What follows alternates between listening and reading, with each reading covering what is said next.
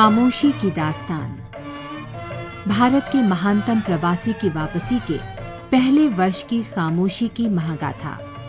आकाशवाणी की विशेष शताब्दी श्रृंखला खामोशी की दास्तान प्रस्तुत है आज की कड़ी।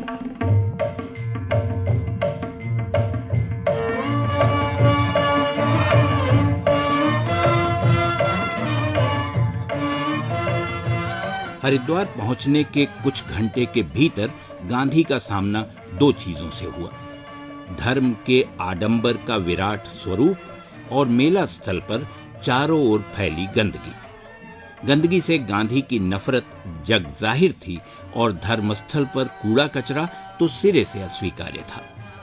दोनों बातें गांधी के लिए नई नहीं थी, बस कुंभ के विशाल आयोजन ने गंदगी और आडंबर दोनों को आतशी शीशे की तरह कई गुना बढ़ा दिया था।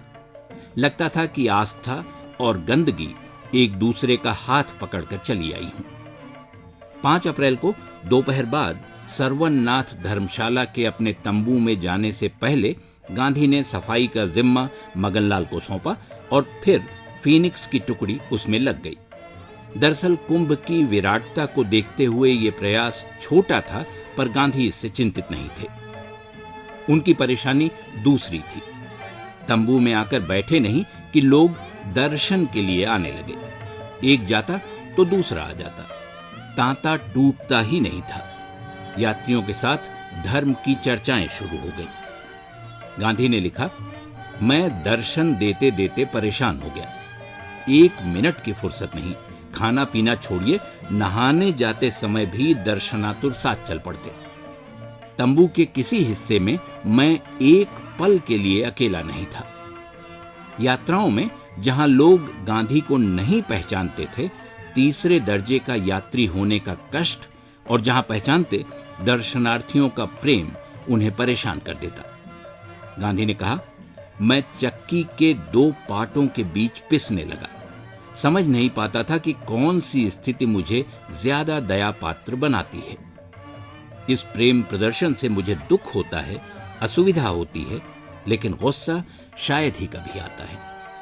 गांधी के लिए यह भी आडंबर का हिस्सा था जो उन्हें अरसे से व्यथित करता आ रहा था, तब से जब वो बहुत चर्चित नहीं हुए थे और मुक्त भाव से घूम फिर सकते थे। उन्होंने लिखा, इन यात्राओं में मैंने लोगों में धर्म भावना की जगह सनक, चंचलता, पाखंड और अव्यवस्था ही अधिक देखी। साधुओं का जमघट देखा, जैसे लगता था कि वे सिर्फ मालपुआ और खीर खाने के लिए पैदा हुए हैं।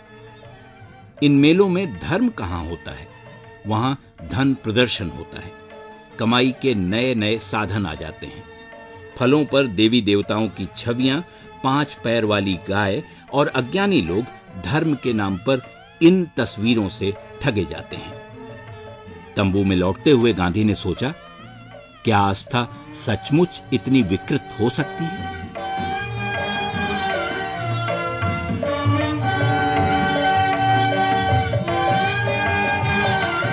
खामोशी की दास्तान भारत के महानतम प्रवासी की वापसी के पहले वर्ष की खामोशी की महागाथा। ये थी आकाशवाणी की इस विशेष शताब्दी श्रृंखला की आज की कड़ी। शोध, आलेख और वाचन स्वर मधुकर उपाध्याय। प्रस्तुति मनोज मायंकर।